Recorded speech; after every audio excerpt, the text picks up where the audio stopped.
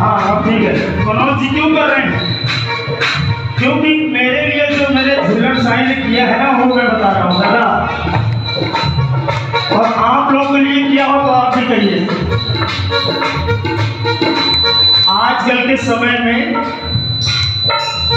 इंसान लाख दौलत कमा ले,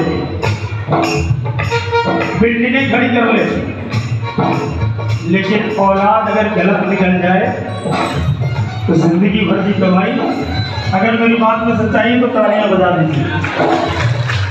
वो माँ बाप का दिल ही जानता है, ये मेरे लिए किया है। बाहर कर दूंगा सबको, ऐसी औलाद सभी को मिले, और आप लोगों को कहा दिया है तो आप भी कहिए। तालियां बजाते हुए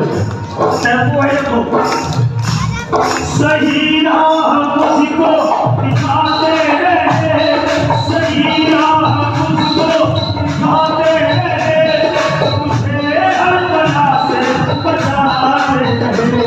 सही राह मुझको दिखाते रहे, मुझे हर बला से बचाते रहे।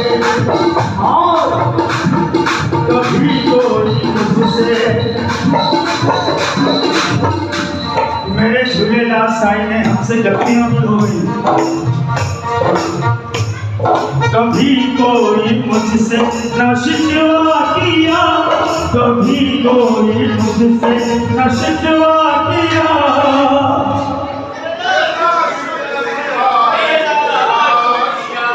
क्या बात है। जो शुक्रिया कर रहे हैं हाथ दिखाकर, मांगा था मैंने वो तुमने दिया, जो मांगा था